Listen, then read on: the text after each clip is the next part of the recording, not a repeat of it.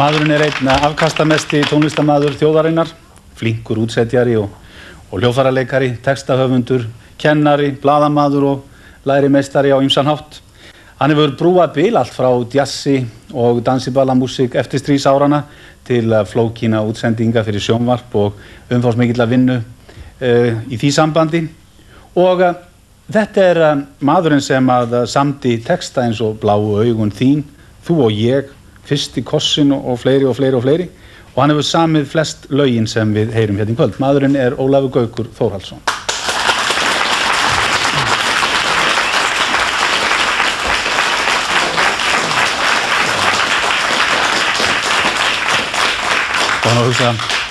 Ég var að hugsa Ólafur, þetta þrusuband sem þú búin að safna hér saman. Já, þetta fínt band. Þetta toppmenn. Þetta toppmenn og þeir komu saman í fyrsta sinn þetta band klukkan, já þeir mættu ekki allir á réttum tíma, það var sennilega korter yfir 10 í morgun. Komu þeir saman í fyrsta skipti. Þeir kunna grip og ljóma þessi menn. Þeir kunna okkur gripir. Þær hafa nú verið nokkrar hljómsveitirnar sem að þú hefur komin á. Jú, það eru allmargar. Já. Af hverju tónlistarmaður lítur maður að spyrja? Af hverju fórstu í þetta? Menn héldu nú að leiðin myndi liggja eitthvað annað. Já, þetta var alveg óvart. Þetta skeiði alveg óvart í raun og veru, sko. Ég ætlaði mér í allt annað. Já, þú ætlaðir í læknisfræði? Já, en svo var ég að spila í menntaskóla og svona, sko, og lenti í hljómsveitum og svona, og svo kvæntist ég og eignaðist börn og þurfti að vinna fyrir því og það hefði nú kannski verið hægt að læra líka en ég var bara orðlaður til þess. Hann hefði ekki orðið læknir? Þess vegna, hann hefði ekki orðið hvað sem var. Hann var bara dálítið léttur og skemmtilegur strákur, hann var yngri eins og margir og hefur kannski gefið haft tíma til þess þá. En ég held að sé alveg sama hvaðan Gaukur hverju hann hefði fundið upp og ég held að hann hefði ekki orðið bara hvað sem vildi. Við vitum það nú líka flest að Ólafur lagði stund á læknisfræði. Heldur hann hefði orðið góður læknir? Ég veit ekki, ég hugsa hann hefði nefnilega ekki geta fengið nægilega útrás fyrir sköpunar hæfileikar sína með því að vera læknir, af því ekki þannig að þeir hafi ekki sköpunar gáfu. Ég bara tel að hann hefði ekki látið sér nægja að taka bottlanga úr manni. Það hefði ekki verið nógu skapandi. Hann hefði þurft að taka eitthvað meira. Ég hugsa til dæmis að hann hefði orðið alveg frábær hjartasérfræðingur. Því að allt hjá honum var að vera í takt. Músíkin og allt saman, þetta var alltaf að vera svona, rytminn var alltaf að vera til staðar.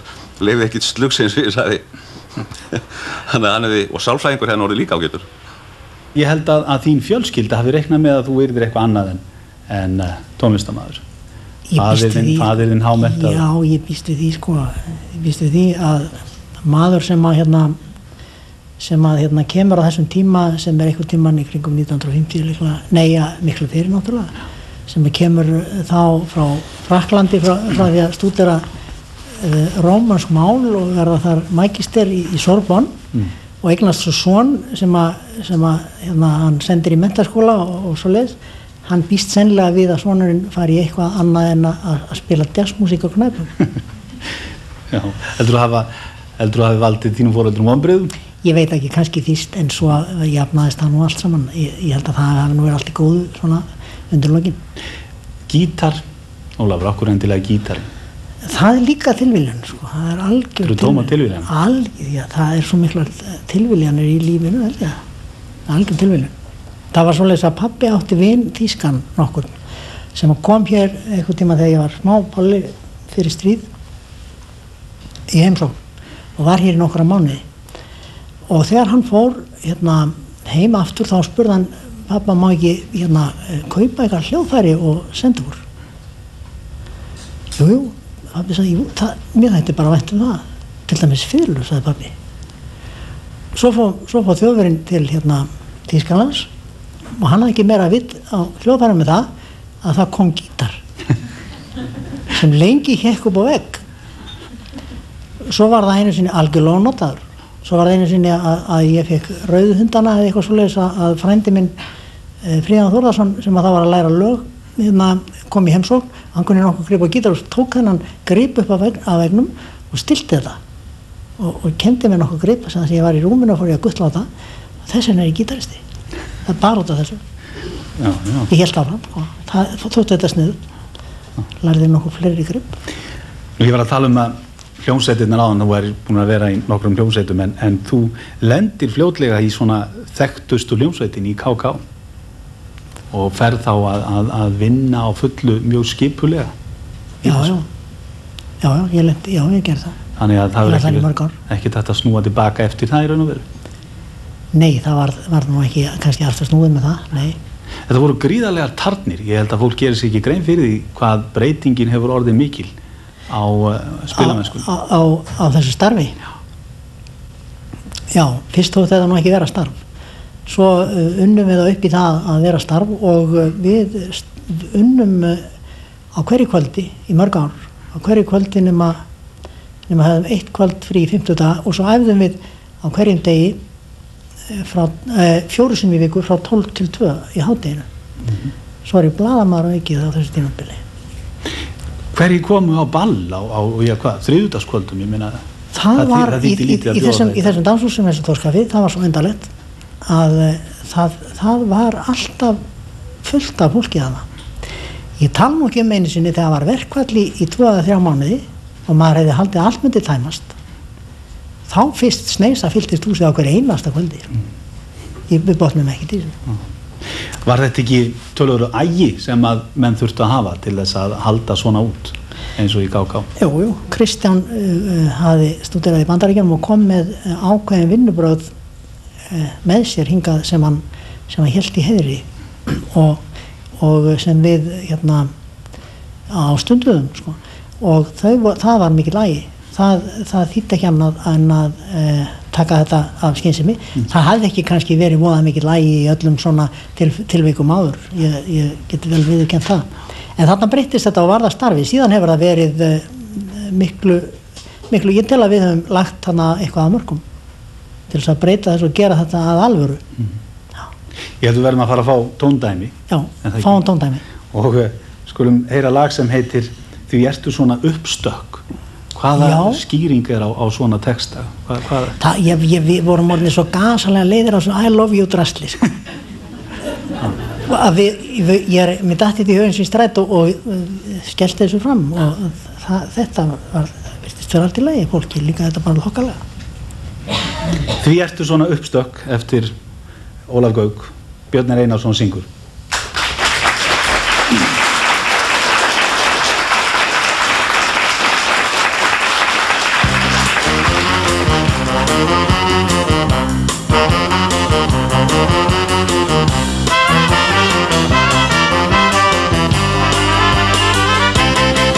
Þó ég fari stundum að fá mér snúning og fylli mér í glas svona við og við, þá skal ég segja þér eina sögu að svona nú jarðlífið.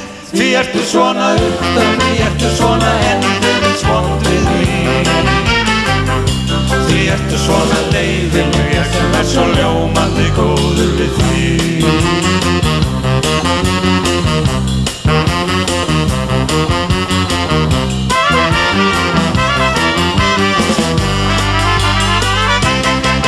Þó ég kæmi heim eitt kvöldið, svo lítið klóraður í framan með brotið nef. Mér finnst það barasta furðu gott, hversu fegna vel ég sloppið hef.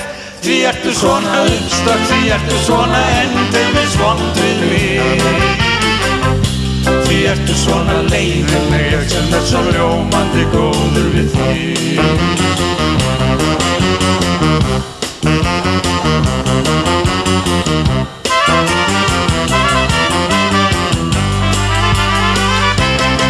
Og næst fer ég að fá mér snúning, við förum bæði annað af og frá. Þá kissi ég þig á kinnina og svo kissi ég þig munnin á. Þá verður það ekki uppstökk og ekki svona endurins vond við mig. Og ekki svona leiðileg, því ég svo ljómandi góður við þig. Og ekki svona leiðileg, því ég svo ljómandi hreinn.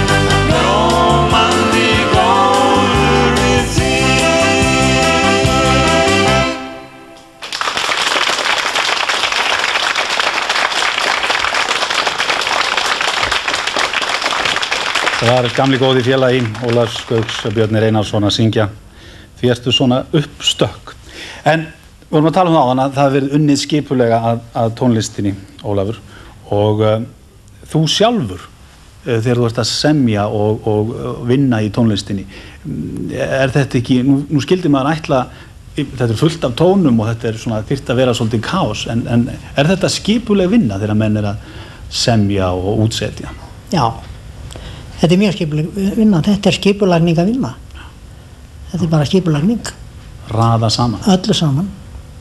Sérðu, nú þekki ég nokkra tónlistamenn sem að segjast, já, þeir heyra náttúrulega marga tóna og síðan eru margir sem segjast sjá svo mikið skyldleika milli tónlistar og myndlistar. Já, það er alveg vafalaust. Afskaplega mikil skyldleiki milli tóna og lita. Já. Og myndlistar og uppbygging í myndlist. Hún á svo margt sammerkt með uppbyggingu í tónverkum. Ákaflega margt, sko.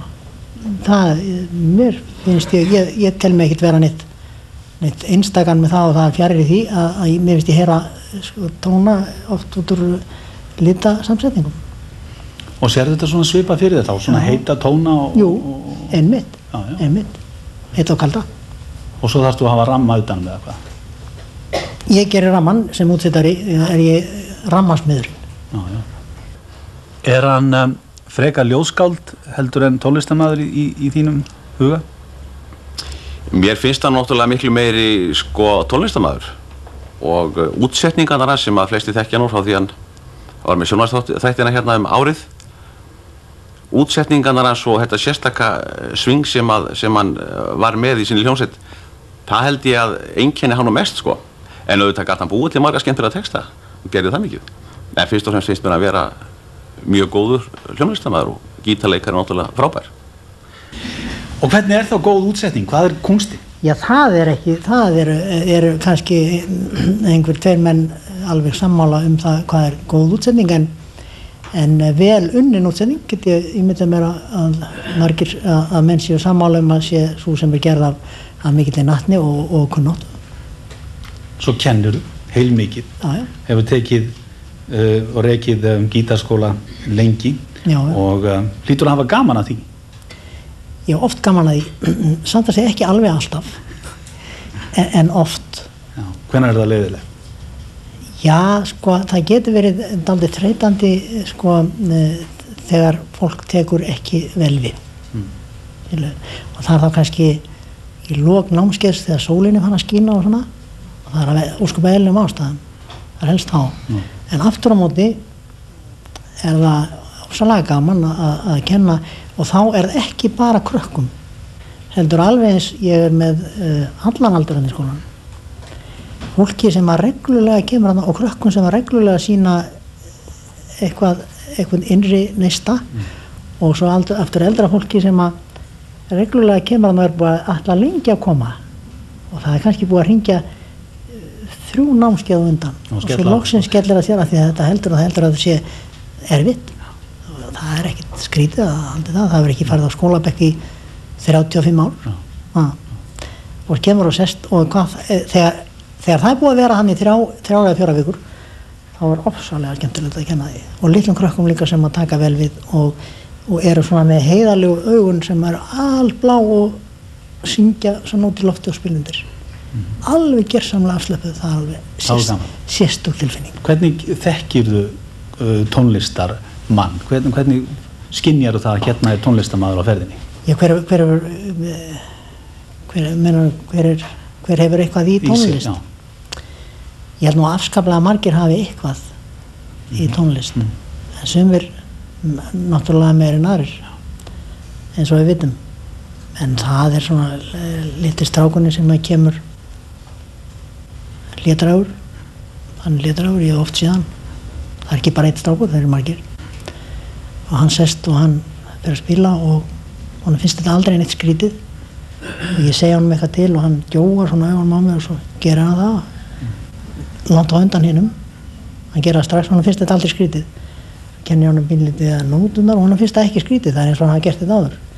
Mér er ofta átt í hug hvort að nú er ekki sérstaklega að halda fram kenningunni fyrra líf það sumir hafi ekki verið bara kunna nótnar áður sko, þetta sé þarna einhvers þar aðeins á bakvið en þá, og það sé svona fljótt að rifjast upp Eigum við ekki að fá annan gamlan kunningi á senuna Gerum það og hér kemur Ragnar Bjarnason og hann hefur sögu að segja Einu sinni man ég til dæmis eftir því að þá var ég farið til Svíþjóðar að syngja á plötu og það var vals textinn var ansi góður, ansi skemmtilegur eftir, ég held að hann heitir Reinhard Richter sem að gera textan en lagið var alveg kolómögulegt og ég var að fara og bara eftir 2 tíma var ég hálfgerðum vandræðum og þetta morguninn og ég keyrði bara heim til Gauks og dró hann út nærið því á náttfötunum og meðan beint upp í Öskjuhlíð í leigubíl og það lét hann hafa textan og sagði hann bara semja lagið og hann samdi það og það þarna ég kokkur og kútur og samdi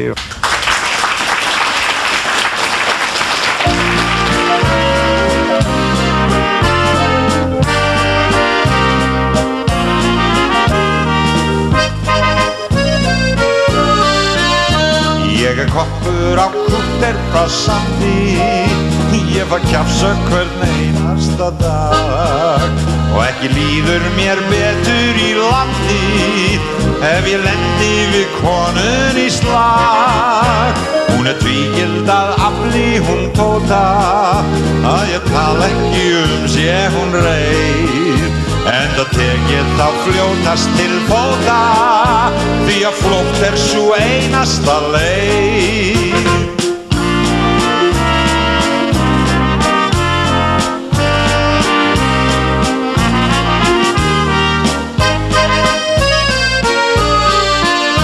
En á kúternum allir sig krossa Ef ég kem fram með viðbrendan graut Og skipstjórans brástjörnur blossa Meðan bölvar hann rétt eins og naut Ef að kjötsúpa virðist með kekkjum Eða kjötbollar reynist of rá Þeir kenna slíkt helvískum rekkjum Svo hef skemmtunin vöngum mér á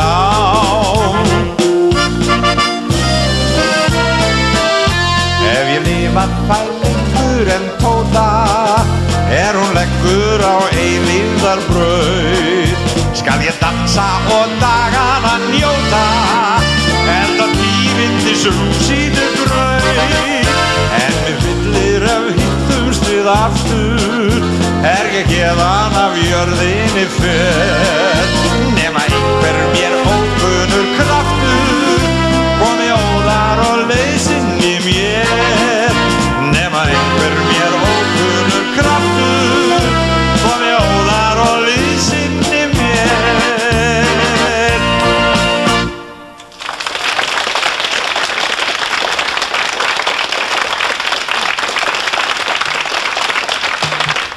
Það í rauninni ekki einleiki með Ólaf Gauk hversu afkastamikill hann hefur verið. Fyrir utan lagasmíðar og útsetningar hefur hann samið ógrynni af textum eins og ég var að minnast á. Fyrstu kossin eftir hann, Þú og ég, Heyrðu mig góða og fleiri og hann samdi líka jólalagið Hátíð í bæ. SKT var nafn á danslagakeppni sem stóð að jafnaði hluta úr vetri hér áður fyrr og þar komum fram nýjir söngvarar og ekki síst lagahöfundar. Mörg af þekktustu dægurlögum seinni tíma heyrðust fyrst í þessari keppni. Árið 1957 sigraði lagið Ljúfa vina og það var skráð á Þóri nokkurn Roff. Það hins vegar ekki rétt, hann samdi ekki þetta lag og ég veit ekki til þess að þessi misskilningur hafi verið leiðréttur en við ætlum að gera það núna, Ólafur. Þú býrð yfir þessu leyndarmáli. Já. Koma fleiri við sögu en... Jú. Já, ég veit ekki hvort ég má ljóstra þessu. Jú. Heldur það? Já, það heyrðu þetta enginn. Jæja, þetta var, við vorum að spila hann í danslagakeppni. Þetta var nú kannski dálítið svona farið aftan á hlutunum, ég veit það ekki. En við vorum að spila hann í danslagakeppni og svo var blaðamannafundur með kökum og kaffi og finnir í.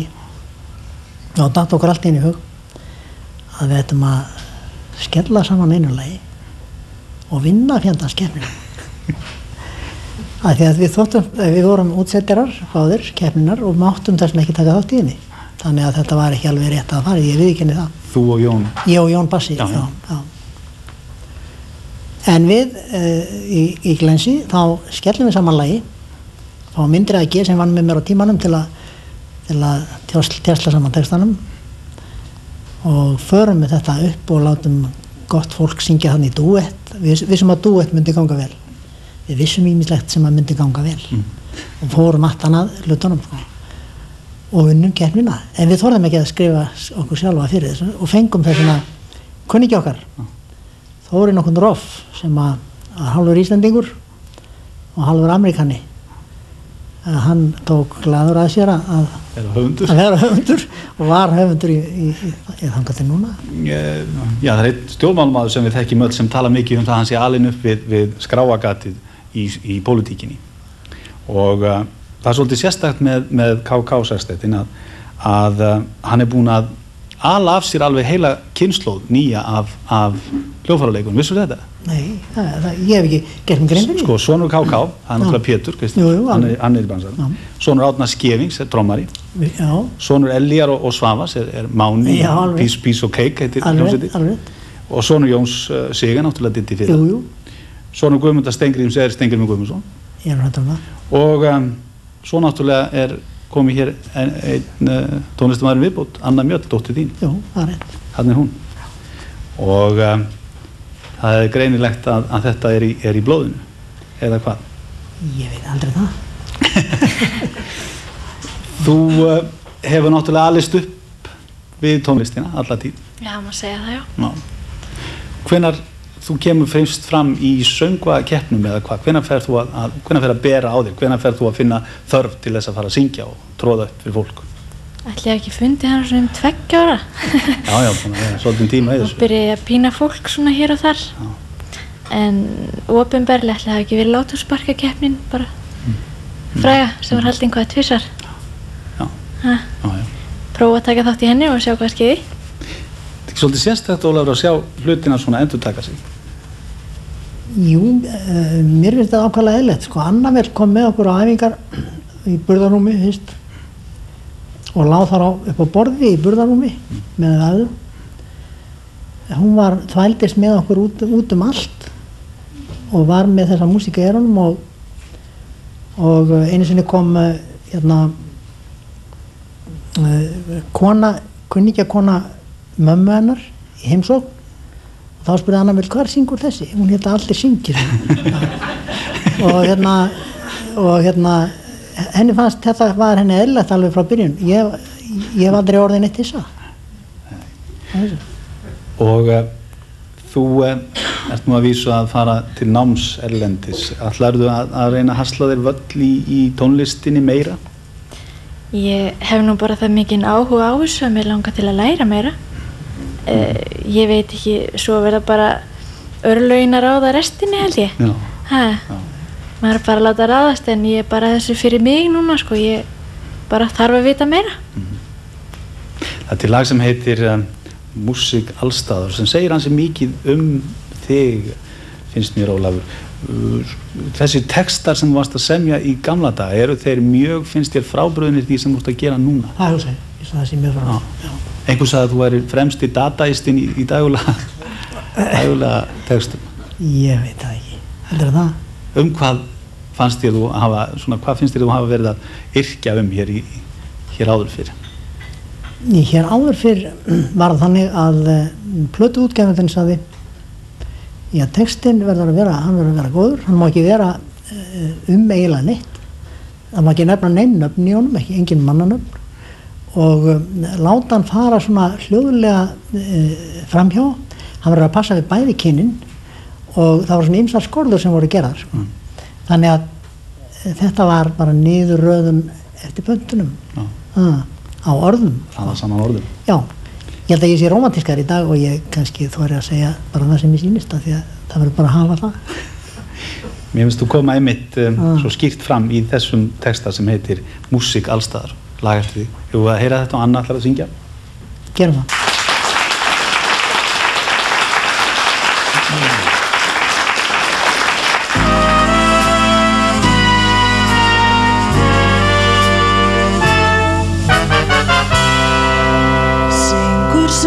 Blærinn söngum ást og frið, teljum við til tónatíst og lækjarnir. Myndi vera músík í móatirindi, eða gjálfur öldunar, eitthvað vit í því, sé svo, þá músík ekki bara hér og þar, heldur allstaðar, já allstaðar. Sumarblærin blíður, strýkur blóm á grunn, sem þúsund raddir þýðar hljómur þrastar lund.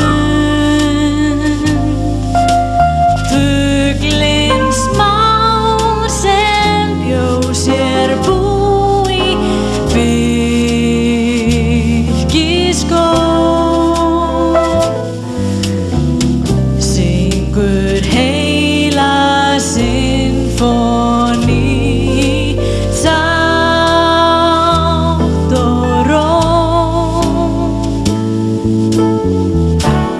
Það músík allstaðar, endalaus músík, þess sem heyra við. Það músík allstaðar, sjálfir tóna tilveruna, alla daga eitthvað fyrir eyru ber. Undra heimur margra radda mætir þér. Undra heimur margra radda mætir þér.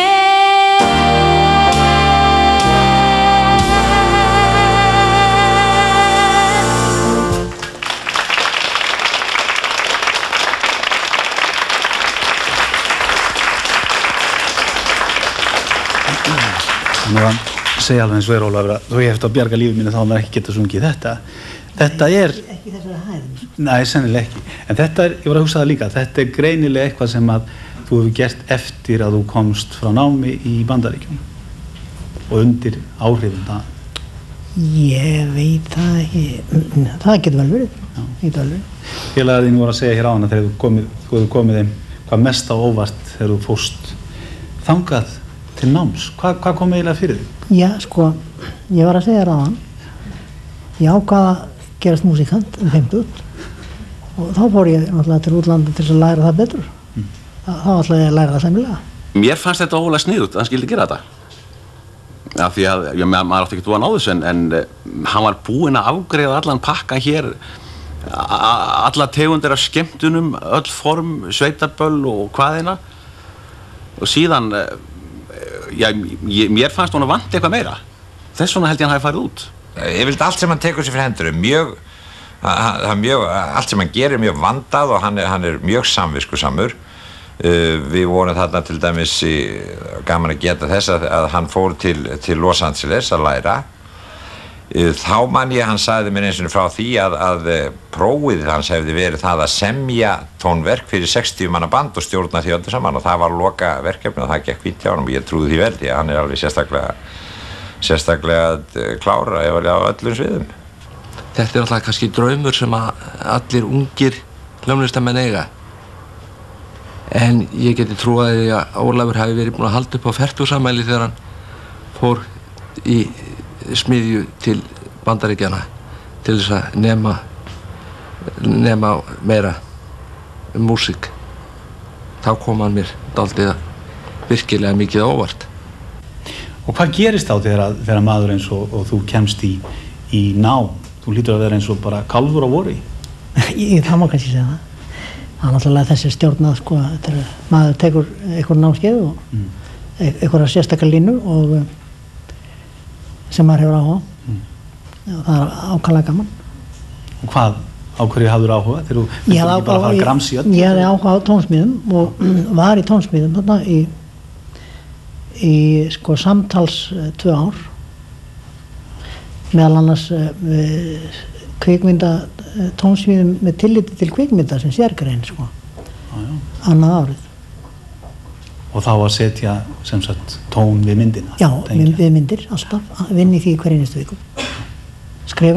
Fyrst skrifa við eitthvað part af mynd, koma svo í stúdíó og stjórna þar hljómsveit og fara svo á eftir til kennarana sem eru þekktir skrifarar þarna í kvikmyndum og þáttum og láta á kritisera. Láta á segja manni hvernig þetta tókst.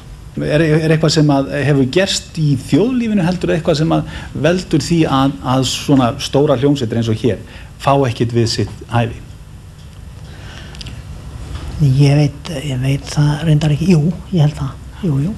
Ég held að þetta hafi breyst snarlega þegar sjónvarpið kom til sögunar. Það hafi kynnt. Já. Ég held að sjónvarp bókstaflega hafi orðið til þess að þessar restaurantjónur, þessi veitingahús sem voru opin á hverju kvöldi gengu ekki lengur á hverju kvöldi. Það er kannski ágætt, ég veit ekki hvort það er gott eða vont, en ég held að þetta sé ein aðalástæðan sjónvarpsins. Hér kemur einn þekktasti textinn Segðu ekki nei og Svanhildur Jakobsdóttir. Já.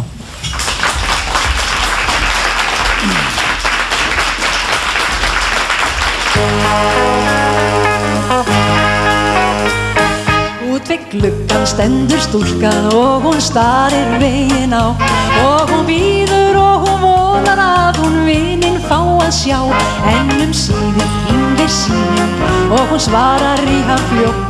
Halló, halló, segir herran, viltu koma að dansa í nótt? Segð ekki nei, segðu kannski, segð að þú elskir engan nema mig.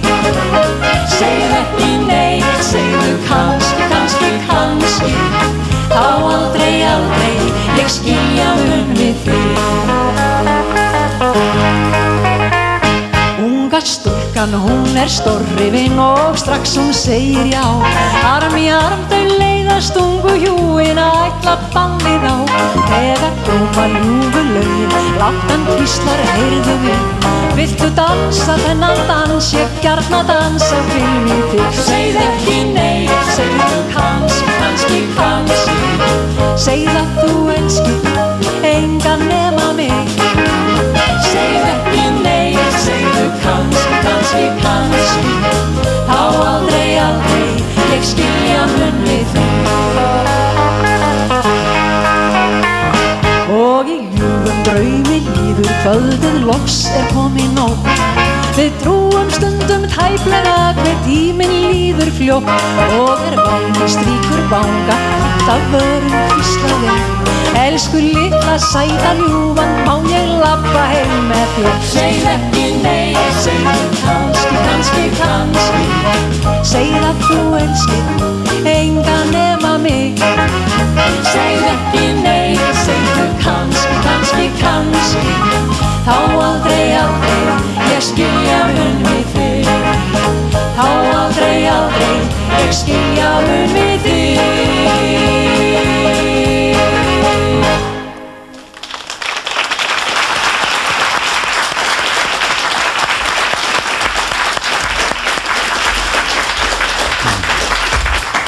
Alltaf fundist þú vera svo gott fordæmi fyrir söngvara, Svanhildur, að það heyrist hvert einasta orð sem þú syngur og hvert einasti hljóð og allt það, svo skýr texti. Takk. Og ég var nú aðeins verið í músík sjálfur og það var oft verið talað það með henni að syngja eins skýrt og Svanhildur. Ekki rétt? Þannig að það er reglan. Hvað talið þið annað en tónlist? Við? Já, nokkuð talað annað en tónlist? Nei, ekki nú skapað. Þetta tölum aldrei en tónlist? Nei, ég held ekki. Ekki nema sér þáttur í aðsí eða eitthvað svona, eitthvað verkefni. Var þetta ekki erfitt ofta á tíðum, sérstaklega þegar mest var að gera í sextettinum og út all land, að vera alltaf svona saman? Spyrir mig? Já. Já, nei, ég held það gekk nú bara alveg furðulega, sko. Mesta furða. Hvor ræður í þessu samstarfi? Hann ræður alfarið í hljómsveitinni. Í hljómsveitinni, já. Já, ég ræði annars staðar. Nei, þetta samstarf. Á hljómsveitapallinum erum við ekki hjón. Þá eru þið ekki hjón? Nei, þá erum við bara samstarfsaðilar. Hún bara inn í bandinu. Þannig verður það að vera á pallinu. Svo breytist þetta. Hvað finnst þér, Svandur, þið hafa gert best í tónlistinni? Þessi nú svolítið erfitt. Þessi erfitt. Ég veit ekki, ég hef nú aldrei eiginlega leitt hugun að því. Hvort við höfum gert eitthvað betur en annað. Það eru margar plötur náttúrulega, en alltaf erum við að heyra til þessar svokölluðu Vestmannaeyjaplötur, lögin sem að koma út. Hvernig tóku þið því upphaflega hljómsveitina að því verkefni? Já, það var nú svona dálítið með blendnum huga sem við fórum út í það verkefni. Við í hljómsveitinni, við vorum að setja sig ekkert óbúslega hrifina af því að taka þessa plötu. Okkur fannst þetta gamaldagsmúsík. Á þeim tíma þá voru Beatles og Rolling Stones og Bob Dylan og svona upp á sitt besta. Og skyndilega áttum við að fara að taka lög, gömul íslensk lög. Og okkur leist ekkert á þetta, ekki okkur þessum sem voru þá yngri í hljómsveitinni. En sem betur fór þá höfðum við nú ekki okkar vilja fram í þessu efni. Hann hefur ráðið hann að hljómsveitinni. Hann fékk að ráða og þessi plata var gerð. Og ég held núna að það hafi kannski verið forréttindi að fá að syngja þessi lög eða takast á við þau. Ertu sammála því sem að ég heyri svona menn í bransanum segja Ólaf, að þessi námsdvöl hans erlendis hafi breytt honum gríðarlega? Já, breytt honum hvernig í músík? Bæði í músíkinu og líka bara svona sem karakter. Ég held að karakterinn hafi nú ekkert breyst. Nei, ég held að það sé óskup svipað sjálfum sér. En músíkin hefur breyst, ég er alveg viss það. Og heldur hann eigi eftir að gera fleiri hluti, halda áfram? Já, ef hann fær tækifæri til þess þá held ég að hann halda áfram. Eins lengi og bara undir. Finnst þér tónlisti gera gagn? Það er ekki nokkur vafi. Nei. Hver heldur ekki til að lifa hérna bara á eintum fiski og brauði? Nei, ísan er ágætt en hún er ekki einlít. Það er ekki hægt, tónlistin gerir óskaplega mikið gagn. Það er kannski ekkert búið að kanna það neitt til neinnar hlítar hvað tónlistin getur gert rosalega mikið gagn fyrir mannin og aukað hans anda og róa hann og hjálpa honum í erfiðleikum og glatt hann á glöðum stundum og allt þar fram eftir góðan.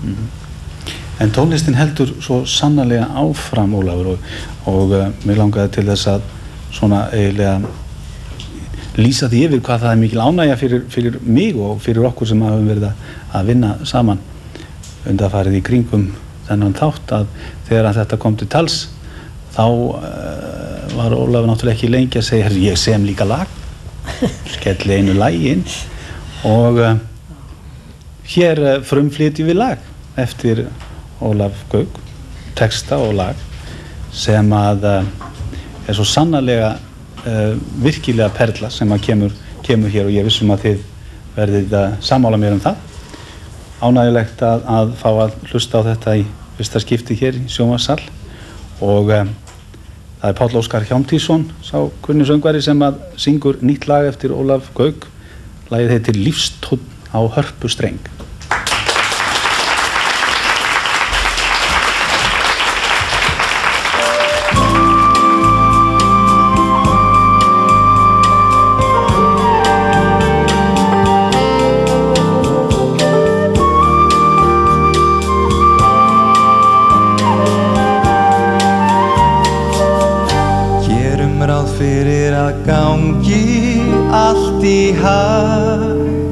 Og gatan verði breið með ást og blóm og yndi sér hver dag. Setjum einnig svo að ástin verði heit, alltaf sól og vor, góðar vættir verði sér hvert spor.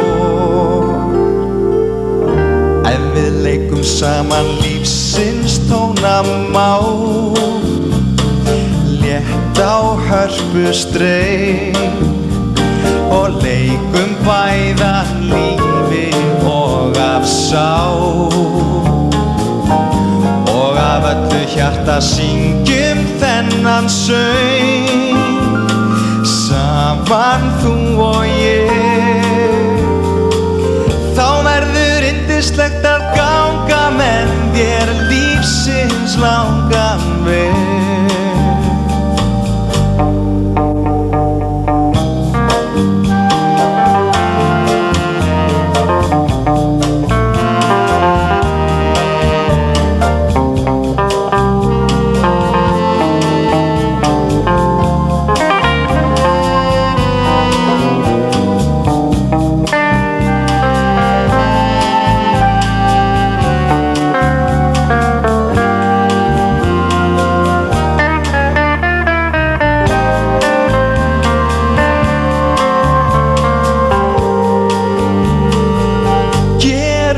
Fyrir að gangi allt í hag og gatan verði breið, með ást og blóm og yndi sér hver dag.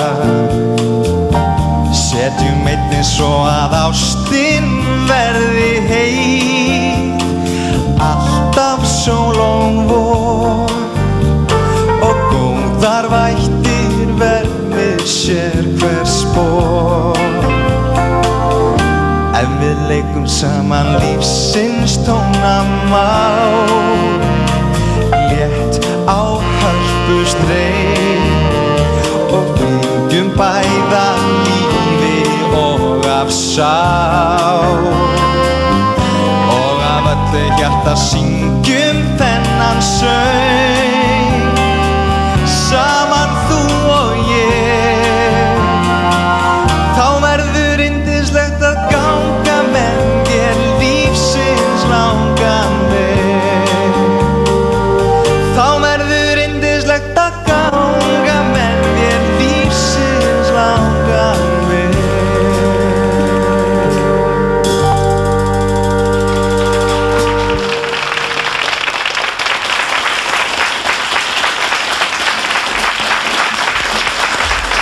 Við höfum hlýtt á tónlist eftir Ólaf Gauk Þórhallsson og spjalla við hann.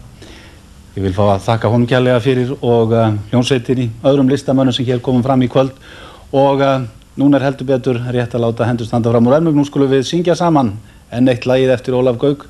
Það Jóhann Sigurðarson sem ætlar að hafa svona forsöng í laginu. Nú syngið þið.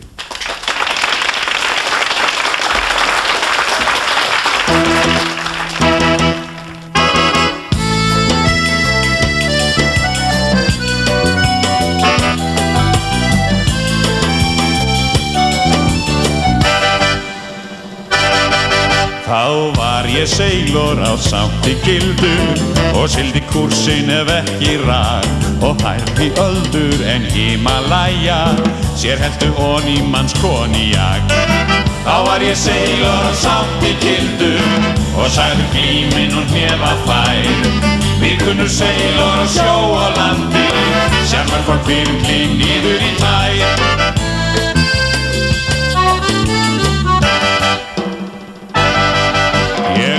Á knæpu í Casablanca að kvinnur drukku mín töfraorð, og dansað gat ég og dublað meira en dátar þoldu við næsta borð.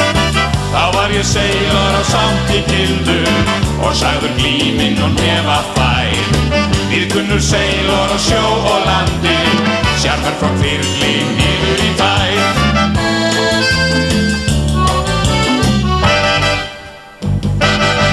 Þeir sóttu að mér frá aust og norðvest og suð og aust-vest með loppurnar, en kvinnum bauð ég að komast undan til gildum minnar og striplast þar. Þá var ég seilor á samt í gildu og sagði glíminn og hnefa fær. Við kunnum seilor á sjó og landi, sérfært frá gildu og niður í bær.